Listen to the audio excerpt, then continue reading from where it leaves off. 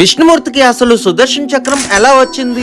విష్ణుమూర్తి ఒక శివరాత్రి నాడున 1008 కలవ పువ్వులతో శివుడికి పూజ చేయదలిచి కైలాసంకి బయలుదేరతాడు. అక్కడ 1008 కలవ పువ్వుల్ని సేకరించి పూజకి సిద్ధం చేసుకుంటూ ఉంటాడు. అంతలోని శివుడు విష్ణు భక్తిని పరీక్షించదలిచి ఒక కలవ పువ్వు విష్ణుమూర్తికి తెలియకుండా శివుడు తీసేస్తాడు. కలవ పువ్వుల గుంపు నుంచి ఒక కలవ పువ్వులు తప్పిందన్న విషయాన్ని విష్ణుమూర్తి గమనించకుండా పూజని మొదలు పెడతాడు. ఒక్కొక్క కలవ పువ్వుని శివుడికి అర్పిస్తూ శివుడి 1008 నామాలను జపిస్తూ ఉంటాడు.